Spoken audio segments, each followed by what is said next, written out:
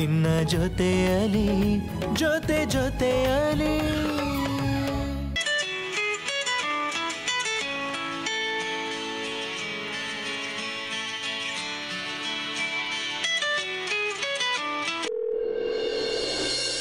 Hello, ನಮಸ್ತೆ ಅಮ್ಮ.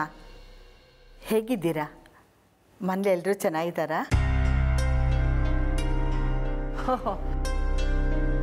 ನೀವಾ? ನಾವೆಲ್ಲರೂ ತುಂಬಾ ಚೆನ್ನಾಗಿದ್ದೀವಿ. ಏನು ತುಂಬ ಅಪರೂಪಕ್ಕೆ ಫೋನ್ ಮಾಡಿಬಿಟ್ಟಿದ್ದೀರಿ? ಅದೇ ಅಳಿಯಂದರು ಚಿಕ್ಕಮಂಗ್ಳೂರಿಗೆ ಹೋಗಿದ್ರಲ್ಲ, ಬಂದರು ಅಂತ ಗೊತ್ತಾಯಿತು. ಅವ್ರು ಹೋದ ಕೆಲಸ, ಅವ್ರು ಅಂದ್ಕೊಂಡಿದ್ದ ಕೆಲಸ ಎಲ್ಲ ಆಯಿತಾ ಅಂತ ತಿಳ್ಕೊಳ್ಳೋಣ ಅಂತ ಫೋನ್ ಮಾಡಿದೆ. ಎಷ್ಟಾದರೂ ನನ್ನ ಮಗ ಅಲ್ವಾ, ಎಲ್ಲರೂ ಕೊಂಡಾಡೋ ಅಂಥ ಕೆಲಸನೇ ಮಾಡ್ಕೊಂಡು ಬಂದಿದ್ದಾನೆ. ಆದರೆ ಅದನ್ನು ಎಲ್ಲೂ ಹೇಳ್ಕೊಳ್ಳೋ ಹಾಗಿಲ್ಲ ಅಷ್ಟೆ. ಓ ಆಗ ಸರಿ ಸರಿ ಸರಿ. ಅಂದಹಾಗೆ ನಿಮ್ಮ ಹತ್ರ ಒಂದು ಮುಖ್ಯವಾದ ವಿಷಯ ಮಾತಾಡಬೇಕಿತ್ತು. ಹೇಳಿ, ಏನು ವಿಷಯ? ಏನಿಲ್ಲ, ಅದು ಗೌರಿ ಹಬ್ಬಕ್ಕೆ ಮಗಳು ಅಳಿಯನ ಕರಿಬೇಕು ಅಂತ ಅಂದ್ಕೊಂಡಿದ್ದೆ. ಆದರೆ ಅಳಿಯಂದರು ಕೆಲಸ ಅಂತ ತುಂಬ ಓಡಾಡ್ತಾ ಇದ್ರಲ್ಲ. ಈಗ ಗೊಂಬೆ ಹಬ್ಬ ಬಂತು ನೋಡಿ, ಅದಕ್ಕೆ ಮಗಳು ಅಳಿಯನ ಕರೆದು ಚೆನ್ನಾಗಿ ಉಪಚಾರ ಮಾಡೋಣ ಅಂತ. ಜೊತೆಲಿ ನೀವು ಬಂದರೆ ಬಹಳ ಚೆನ್ನಾಗಿರುತ್ತೆ ಅಮ್ಮ. ನಾವು ನಿಮ್ಮನೆಗ ಸದ್ಯ ಹೋದ ಸತಿ ನಮ್ಮ ಮಗ ನಿಮ್ಮನೆಗೆ ಅಳಿ ಮೈತನಕ್ಕೆ ಬಂದಾಗ ಆಗಿರೋದೇ ಸಾಕು. ಅಯ್ಯೋ ಅಮ್ಮ, ಆಗಂತೂ ನಾವು ಸಣ್ಣ ಮನೇಲಿದ್ವಿ, ಅವ್ರಿಗೆ ತುಂಬ ಅವಾಂತರ ಆಯಿತು. ಈಗ ಮನೆ ಬದಲಾಯಿಸಿದ್ದೀವಲ್ಲ, ಅಳಿಯಂದ್ರಿಗೆ ಯಾವ ತೊಂದರೆನೂ ಆಗದೆ ಇರೋ ಹಾಗೆ ಚೆನ್ನಾಗಿ ನೋಡ್ಕೋತೀವಿ. ದಯವಿಟ್ಟು ದೊಡ್ಡ ಮನಸ್ಸು ಮಾಡಿ ಮಗಳು ಅಳಿಯನ ಕಳಿಸಿಮ್ಮ. ಸರಿ ಕಳಿಸ್ಕೊಡ್ತೀನಿ. ನನ್ನ ಮಗನಿಗೆ ಸರಿಯಾಗಿ ಅಳಿನ ಉಪಚಾರ ಮಾಡಿ ಕಳಿಸೋದಾದ್ರೆ ಮಾತ್ರ. ಖಂಡಿತ ಅಳಿಯಂದ್ರಿಗೆ ಯಾವ್ಯಾವ ತಿಂಡಿ ಅಡುಗೆ ಇಷ್ಟ ಆಗುತ್ತೋ ಎಲ್ಲನೂ ಮಾಡಿ ಬಡಿಸ್ತೀನಿ. ಹಾಗೆ ಒಂದೆರಡು ದಿನ ಮನೇಲಿ ಇಟ್ಕೊಂಡು ಕಳಿಸ್ತೀನಿಮ್ಮ. ಬರೀ ಒಳ್ಳೆ ಊಟ ತಿಂಡಿ ಮಾಡಿ ಬಡಿಸ್ಬಿಟ್ರೆ ಸಾಕಾ? ಮೊದಲನೇ ಸತಿ ಹಬ್ಬಕ್ಕೆ ಅಂತ ಅಳಿ ಮೈನ್ ಕರೆಸ್ತಾ ಇದ್ದೀರಾ, ಒಂದು ಚಿನ್ನದ ಸರನಾದರೂ ಉಡುಗೊರೆ ಅಂತ ಕೊಡಬೇಡವಾ ಹೇಳಿ? ಚಿನ್ನದ ಚೈನಾ? ಹ್ಞೂ, ಮತ್ತೆ ನೀವು ಮಾಡಿಸ್ಲಿಲ್ಲ ಅಂತಂದರೆ ನಮ್ಮ ಕಡೆಯವರೆಲ್ಲ ನಿಮ್ಮನ್ನು ಆಡ್ಕೊಳ್ಳೋದಿಲ್ವಾ? ಪಾಪ ನಮ್ಮ ಅಬ್ಬೆ ನಿಮಗೆಲ್ಲ ಎಷ್ಟೆಲ್ಲ ಮಾಡಿದ್ದಾನೆ. ಮಾಡಿಸಿ, ಇಲ್ಲಿ ಹೋದ್ರೆ ನಿಮ್ಮ ಯೋಗ್ಯತೆಯೇ ಬಯಲಾಗೋದು. ಆಯ್ತಮ್ಮ, ನೀವು ಹೇಳ್ದಾಗೆ ಆಗಲಿ. ಅಳಿಯಂದರನ್ನ ಕಳಿಸ್ಕೊಡಿ. ಅವ್ರು ಮಾಡಬೇಕಾದ ಉಪಚಾರ, ಉಡುಗೊರೆ ಎಲ್ಲನೂ ಕೊಡ್ತೀನಿ. ಯಾವಾಗ ಕಳಿಸ್ತೀರಾ? ಅವ್ರು ಇವಾಗ ಮನೇಲಿಲ್ಲ, ಬಂದ ತಕ್ಷಣ ಹೇಳ್ತೀನಿ. ಇನ್ನೇನಾದರೂ ಹೇಳಬೇಕಿತ್ತಾ? ಇಲ್ಲ, ಫೋನ್ ಇಡ್ತೀನಿ. ಸರಿಮ್ಮ.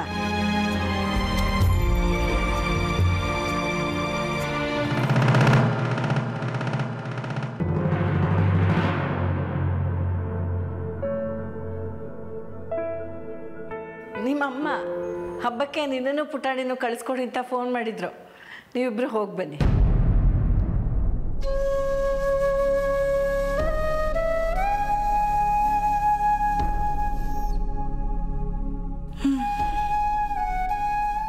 ಈಗಿನ ರೇಟಲ್ಲಿ ಚಿನ್ನದ ಚೈನು ಅಂದರೆ ಒಂದು 50,000 ಆದರೂ ಬೇಕು.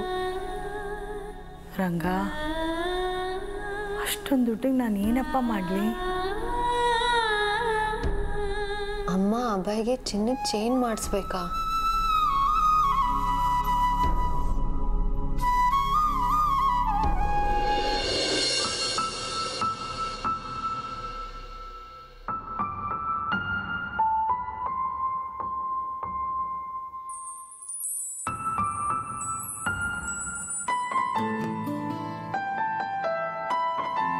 ಅಲ್ವೋ, ಅದ್ಯಾಕೋ ನಿಮ್ಮನೆಗೆ ಕರ್ಕೊಂಡು ಹೋಗೋದು ಬಿಟ್ಬಿಟ್ಟು ಇಲ್ಲೇ ಕರ್ಕೊಂಡ್ಬಂದಿದ್ಯಾ?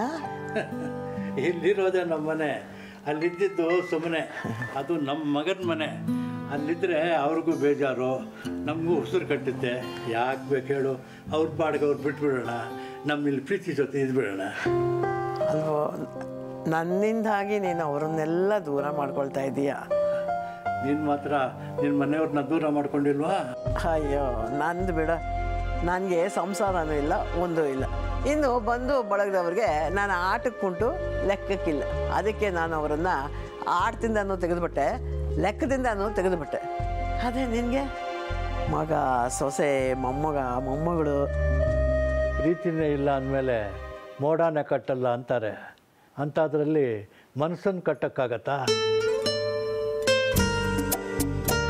ನನ್ನ ಮಗನಿಗೆ ಪ್ರೆಸ್ಟೀಜು ಸ್ಟೇಟಸ್ಸು ಗೊತ್ತೇ ಹೊರತು ದೊಡ್ಡವ್ರ ಪ್ರೀತಿ ಅರ್ಥ ಆಗಲ್ಲ. ಅಂಥವನ ಹತ್ರ ನಾವು ಯಾವತ್ತಿದ್ರೂ ಹೊರೆನೇ. ಅಂಥವ್ರ ಮುಂದೆ ಮನಸ್ಸು ಕಟ್ಟಾಕೊಂಡು ಬದುಕೋಕ್ಕಿಂತ ನಾವು ಇಲ್ಲೇ ಸ್ವತಂತ್ರವಾಗಿ ಹಾರಾಡ್ಕೊಂಡಿರೋದು ವಾಸಿ. ಇಡೀ ಮನೆಯವ್ರು ಕೊಡೋ ಪ್ರೀತಿನ ನೀನು ಒಬ್ಬಳೇ ಕೊಡ್ತಾ ಇದೆಯಲ್ಲಮ್ಮ, ಇದೇ ಬ್ರಹ್ಮಾಂಡ ಆಯಿತು ಬಿಡು. ಥ್ಯಾಂಕ್ಸ್ ಕಣ. ನಾವು ಕಡೆಯವರೆಗೂ ಹೀಗೆ ಇರಬೇಕು. ಕಡೆಯವರೆಗೂ ಹೀಗೆ ಇರ್ತೀವಿ ಅಲ್ವಾ? ಇಬ್ರು 106 ವರ್ಷ ಹೀಗೆ ಇರ್ತೀರಾ? ಓಹೋ, ಏನಯ್ಯದರೆ ಬಾರಯ್ಯ. ಎಷ್ಟು ದಿನ ಆಗೋಯ್ತು ನೀನು ನೋಡಿ.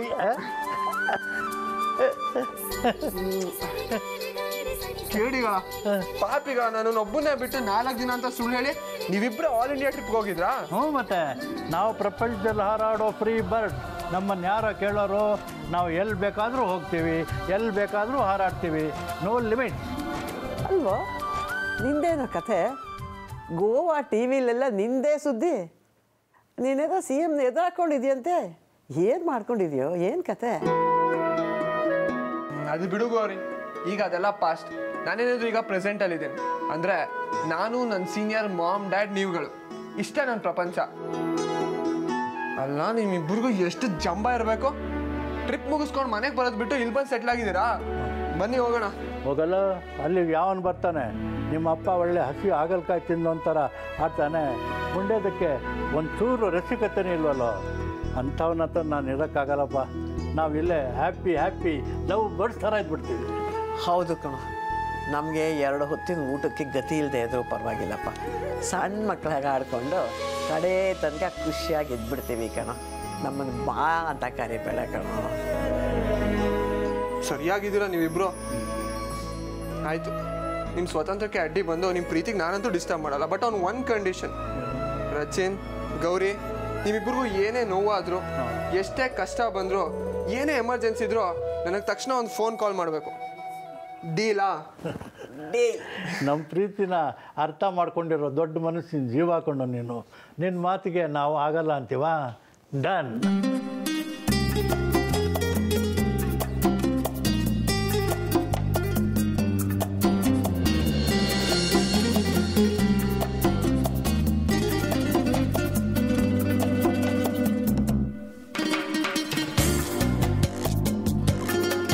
ಪ್ರತಿ ಎಷ್ಟೇ ಇದೆ?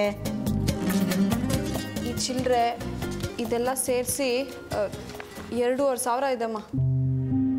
ಅಷ್ಟೇನಾ? ಅಯ್ಯೋ, ಇಲ್ಲಿ ಒಂದು 8,000 ಚಿಲ್ಲರೆ ಇದೆ ಕಡೆ. ಇದ್ರಲ್ಲಿ ಏನೇ ಬರುತ್ತೆ? ಅಯ್ಯೋ, ಬಾವಂಗೆ ಹೇಗಮ್ಮ ಇದ್ರಲ್ಲಿ ಚಿನ್ನದ ಚೈನ್ ತರೋದು?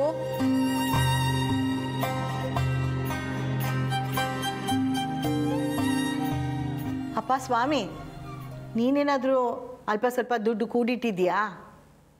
ಇಲ್ಲದೆ ಏನೋ ಬೇಕಾದಷ್ಟಿದೆ. ಆದರೆ ಅದನ್ನು ಎಣಿಸೋದಕ್ಕೆ ಒಂದು 4 ಕೌಂಟಿಂಗ್ ಮಿಷಿನ್ ಬೇಕು ಅಷ್ಟೇ. ಅಪ್ಪ, ಅಷ್ಟೊಂದು ದುಡ್ಡು ಯಾವ ಬ್ಯಾಂಕಲ್ಲಿ ಇಟ್ಟಿದ್ದೀರಾ? ಏಯ್ಯ ನೋಡ, ನಮ್ಮದು ಇಂಡಿಯನ್ ಬ್ಯಾಂಕಲ್ಲಿ ವ್ಯವಹಾರನೇ ಇಲ್ಲ. ನಮ್ದು ಏನಿದು ಸ್ವಿಸ್ ಬ್ಯಾಂಕಲ್ಲಿ ಮಾತ್ರನೇ ಟ್ರಾನ್ಸಾಕ್ಷನ್. ಓಹೋ, ಸ್ವಿಸ್ ಬ್ಯಾಂಕಲ್ಲಿ ದುಡ್ಡಿಡೋ ಮುಖ ನೋಡು. ಆಯ್ತಪ್ಪ, ಹಾಗಿದ್ರೆ ಹೋಗಿ ಸ್ವಲ್ಪ ಹಣನ ಡ್ರಾ ಮಾಡ್ಕೊಂಬ. ಡ್ರಾ ಮಾಡ್ಬೋದಾಗಿತ್ತು ಕಣೆ.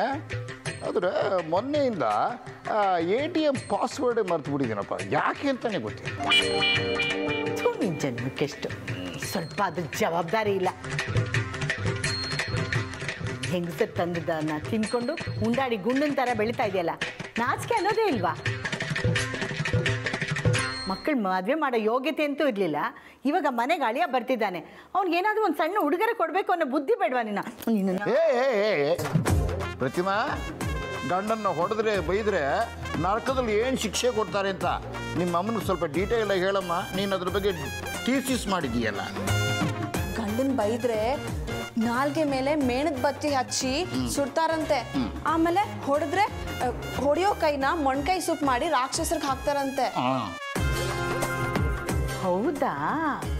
ಹಾಗಾದು ಪ್ರತಿ ಗಂಡನ್ ಕೊಂದ್ರೆ ಏನು ಶಿಕ್ಷೆ ಕೊಡ್ತಾರೆ? ಶಾಂತಂ ಪಾಪಂ. ಆಯ್ತಾಯ್ತು, ನಿಮ್ಮ ಸವಾಸನೇ ಬೇಡ ನನಗೆ. ಅಯ್ಯೋ ಶಿವಪ್ಪ ಕಾಯೋ ತಂದೆ, ಮೂರು ಲೋಕ ಸ್ವಾಮಿ ದೇವ.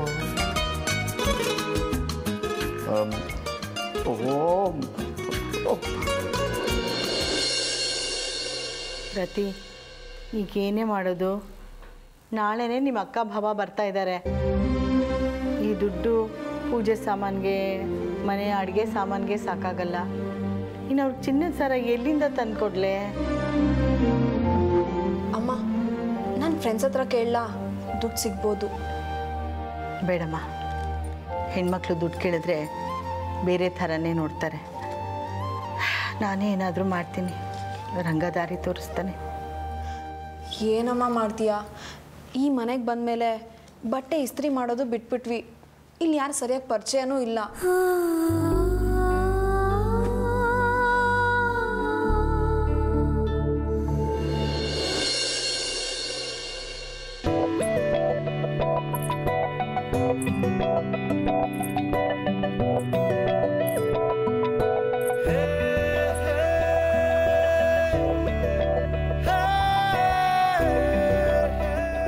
ಲೆಫ್ಟ್ ತಗೊಳ್ರಿ. ನೀವು ನಿಮ್ಮ ಒಳ್ಳೆ ಕರ್ಮ ರೀ ನಿಮ್ದು. 3 ತಿಂಗಳಿಂದ ಹೇಳ್ಕೊಟ್ರು ಇನ್ನು ನೆಟ್ಟಿಗೆ ಸ್ಟೇನಿಂಗ್ ಹಿಡ್ಕೊಳಕ್ಕೂ ಬರಲ್ಲ. ತಗಡು ತಗೊಬಂದು. ಓ ಹಲೋ, ಯಾಕೆ ಅವಾಗ ಸರಿಯಾಗಿ ಹಿಡ್ದೇನೆ ಇಷ್ಟು ದೂರ ಬಂದಿದ್ದೀನ? ಇವಾಗ ರೇಸಿಗೆ ಬಿಟ್ರು ನಾನು ಗೆದ್ಕೊಂಡು ಬರ್ತೀನಿ ಗೊತ್ತಾ? ಓಹ್, ನಿಮ್ಮನ್ನೇ ನೀವು ಅಲಿಶಾ ಅಬ್ದುಲ್ಲಾ ಅಂದ್ಕೊಂಡ್ರೆ ರೇಸಲ್ಲಿ ಗೆದ್ಕೊಂಡ್ ಬರೋದಕ್ಕೆ ಮೊದಲು ಸರಿಯಾಗಿ ನಮ್ಮ ಅತ್ತೆ ಮನೆ ಸೇರ್ಸಮ್ಮ ತಾಯಿ. ಅಲಿಶಾನಾ? ಅದ್ಯಾರು? ನಮ್ಮ ಚಿಕ್ಕ ದೊಡ್ಡಪ್ಪನ ಮಗಳು. ಅಯ್ಯೋ ನಿಮ್ಮ ರೀ Indian first lady racing champion country ಅವರು. ಓ ಹೌದಾ? ನಾನೇನೋ ನಿನ್ ಹಳೆ ಗರ್ಲ್ ಫ್ರೆಂಡ್ ಅನ್ಕೊಂಡೆ.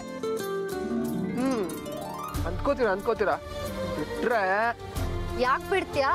ಇಟ್ಕೋ.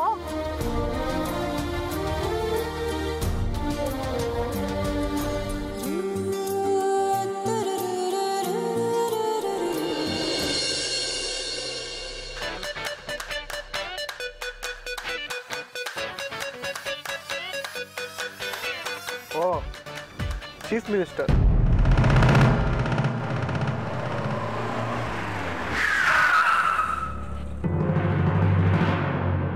ನೀವ್ಯಾಕ್ರಿ ಗಾಡಿ ನಿಲ್ಲಿಸ್ತಿದ್ದೀರಾ? ನಡೀರಿ.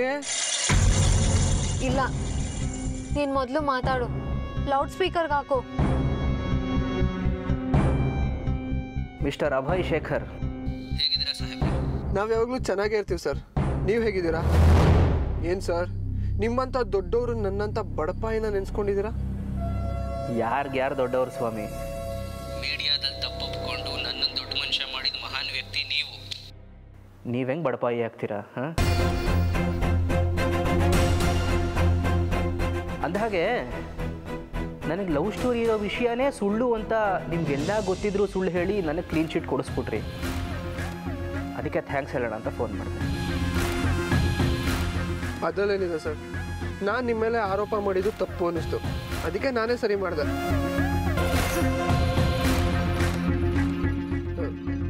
ನಿಮಗೂ ಅಲ್ಲೇ ಸಾರಿ ಕೇಳಿದ್ನಲ್ಲ. ಸಾರಿ ಕೇಳೋ ವಿಷಯ ಬಿಡಿ ಅಭಯ್, ನನ್ನ ಹತ್ರ ಮುಚ್ಚಿಟ್ಟಿರೋ ಸತ್ಯ ಹೇಳಿ. ನಿಮಗೆ ನಿಜವಾಗ್ಲೂ ನನ್ನ ಹುಡುಗಿ ಸಿಕ್ಲಿಲ್ವಾ? ಇಲ್ಲ ಸರ್, ನಿಜವಾಗ್ಲೂ ನನ್ಗೆ ಯಾವ ಹುಡುಗಿನೂ ಸಿಕ್ಕಿಲ್ಲ.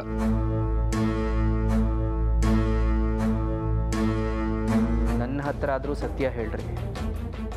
ಹೇಳ್ತಿದ್ದೀನಲ್ಲ CM ಸರ್, ನನಗೆ ಯಾರೂ ಸಿಕ್ಕಿಲ್ಲ ಅಂತ. ಸರಿ, ನಿಮ್ಮ ಮೇಲೆ ನಂಬಿಕೆ ಇದೆ, ನಂಬ್ತೀನಿ. ನಿಮ್ಮ ಹುಡುಗಿ ಸಿಕ್ಕಿದ್ದಾಳೆ, ಅವಳಿಂದ ಮತ್ತೆ ಯಾವತ್ತೋ ನಾನು ನಿಮ್ಮ ಹೆಸರು ಕೆಡಿಸೋ ಪ್ರಯತ್ನ ಮಾಡ್ತೀನಿ ಅಂದ್ಕೊಂಡಿದ್ರೆ ಅಂಥ ಯೋಚನೆನ ಇಲ್ಲಿಗೆ ಬಿಟ್ಬಿಡಿ. ನೀವು ಮಾಡಿಕೊಂಡು ಎಲ್ಲ ಹಳೆ ಅನಾಹುತಗಳಿಗೆ ನಾನೇ ಅಂತ್ಯ ಹಾಡಿದ್ದೀನಿ. ಸೊ ಇನ್ನು ಮುಂದೆ ನಿಮ್ಗೆ ಯಾವ ಟೆನ್ಷನೂ ಇಲ್ಲ. ನಾ ಮಾಡ್ಕೊಂಡಿರೋ ಅನಾಹುತಗಳ ಬಗ್ಗೆ ಗೊತ್ತಿದೆ ಅಂದಮೇಲೆ ನನ್ನ ಹುಡುಗಿ ಬಗ್ಗೆನೂ ಗೊತ್ತಿರಲೇಬೇಕಲ್ವಾ ಭಾಯ್?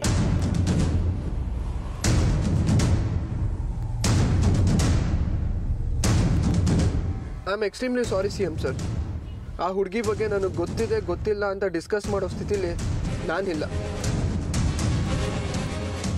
ತಿಳಿದ ನಿಮ್ಮ ಹೆಸರಿಗೆ ಮಸಿ ಬೆಳೆದಿದ್ದೆ, ಅದನ್ನು ನಾನು ಈಗಾಗಲೇ ಕ್ಲೀನ್ ಮಾಡಿದ್ದೀನಿ. So sorry for everything. ಇನ್ನು ಮುಂದೆ ನೀವು ನಿಮ್ಮ ರಾಜಕೀಯ ಮಾಡಿಕೊಂಡು ಆರಾಮಾಗಿದ್ದು ಬಿಡಿ. ಫೋನ್ ಇಡ್ತೀನಿ ಸರ್, ಬಾಯ್. ಅದಲ್ಲ ರೀ. Hello hello Abhay. ಹೆಲೋ.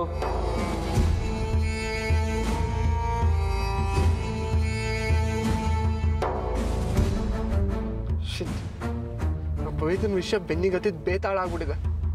ನಾನು ಅದನ್ನ ಬಿಟ್ಟರು ಮತ್ತೆ ಹುಡ್ಕೊಂಡು ಬಂದು ಟಾರ್ಚರ್ ಕೊಡ್ತಿದ್ದೆ.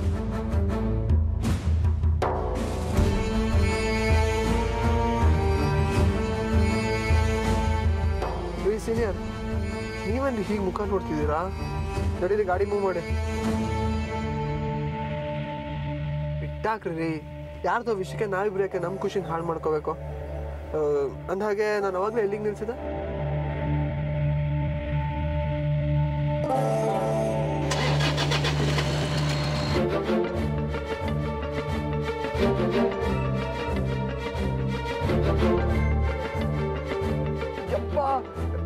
ಅಲಿಶಿನ ಆಗ್ತಂಗೆ ಇಳೀರಿ ರೀ, ನಾನೇ ಗಾಡಿ ಓಡಿಸ್ತೀನಿ. ಕೈ ಕೊಟ್ರೆ ಪಕ್ಕ ನಮ್ಮ ಮನೆ ಮುಂದೆ ಹೊಗೆ ಹಾಕಿಸ್ಬಿಡ್ತೀರಾ? ತಪ್ಪ ಕೂತ್ಕೊಳ್ಳೋ ಮಾರಾಯ. ಚೆನ್ನಾಗಿ ಗಾಡಿ ಓಡಿಸೋ ಹೆಂಡತಿ ಸಿಕ್ಕಿರೋದು ನಿನ್ ಪುಣ್ಯ. ಹೌದು.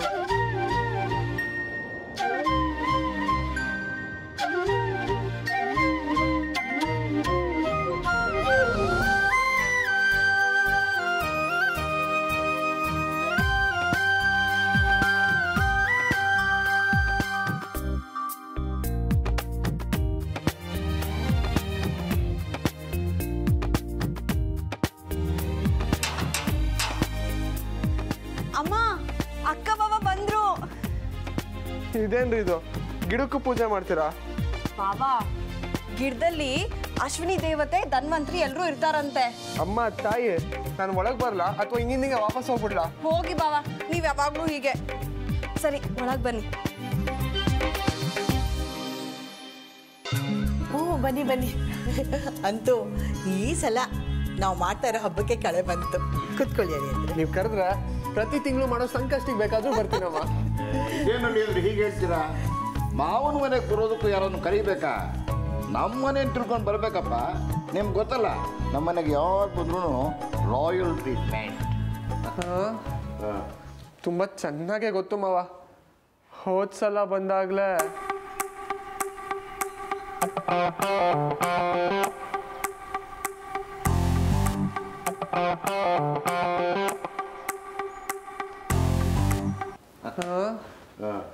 ತುಂಬ ಚೆನ್ನಾಗೇ ಗೊತ್ತು ಮಾವ.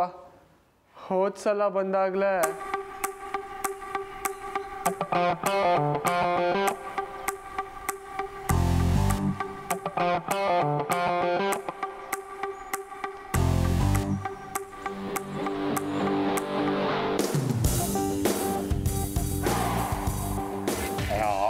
ಅದು ಬಿಡಿ ಹೇಳಿ ಅಂದರೆ, ಆದರೆ ನೀವು ಮಾಡಿದ ಕೆಲಸ ನಂಗೆ ಸ್ವಲ್ಪನೂ ಇಷ್ಟಲಿಲ್ಲ ನೋಡಿ. ಏನಾಯ್ತು ಮಾವ? ನಾನೇನು ಮಾಡಿದೆ? ಇನ್ನೇನು ಹೇಳಿ ಅಂದರೆ, ಅಲ್ಲ ಊರ್ನವ್ರ ಮುಂದೆಲ್ಲ ನಾನು ಮಾಡಿದ ತಪ್ಪಾಯಿತು, ನನ್ನ ಕ್ಷಮಿಸ್ಬಿಡಿ ಅಂತ ಸೋಲು ಒಪ್ಕೊಂಡ್ಬಿಟ್ರಂತಲ್ಲ. ಅಲ್ಲ, ನನ್ನ ಗತಿ, ರಾಯಲ್ ರಂಗಸ್ವಾಮಿ ಗತಿ ಏನಾಗಬೇಕು ಹೇಳಿ? ಅಲ್ಲ, ಜನ ನನ್ನ ರೋಡಲ್ಲಿ ನಿಲ್ಸಿ ಕೇಳ್ತಾರೆ, ನಿಮ್ಮ ಅಳಿಯ ಹೀಗೆ ಮಾಡಿದ್ದಲ್ಲ ಸರಿನಾ ಅಂತ. ನಾನು ಏನು ಹೇಳಲಿ ಮಾವ? ಅದು ನೀವ್ಯಾಕೆ ಈ ಥರ ಯೋಚನೆ ಮಾಡಬಾರ್ದು.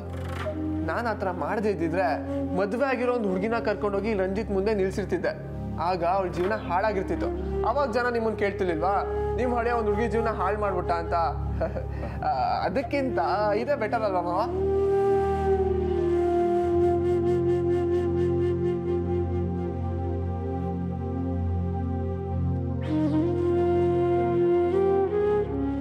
ಅಯ್ಯೋ, ಅವ್ರ ಮಾತು ಬಿಡಿ ಅಳಿಯಂದ್ರೆ. ಬೇರೆಯವ್ರಿಗೋಸ್ಕರ ನಮ್ಮ ನೆಮ್ಮದಿನ ಯಾಕೆ ಹಾಳು ಮಾಡ್ಕೋಬೇಕು? ನಮ್ಮ ಖುಷಿಗೋಸ್ಕರ ನಾವು ಬದುಕಬೇಕು. ಈ ಹಬ್ಬನ ನಾವೆಲ್ಲ ಸೇರಿಕೊಂಡು ಖುಷಿಯಿಂದ ಆಚರಿಸೋಣ. ಕರೆಕ್ಟಾಗಿ ಹೇಳಿದೆ ಅತ್ತಮ್ಮ.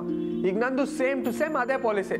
ನಿನ್ನೆ ಬಗ್ಗೆ ಯೋಚನೆ ಮಾಡಿ ನಾಳೆ ಬಗ್ಗೆ ಚಿಂತೆ ಮಾಡಿ ಇವತ್ತಿನ ಸಂತೋಷನ ಹಾಳು ಮಾಡ್ಕೋಬಾರ್ದು.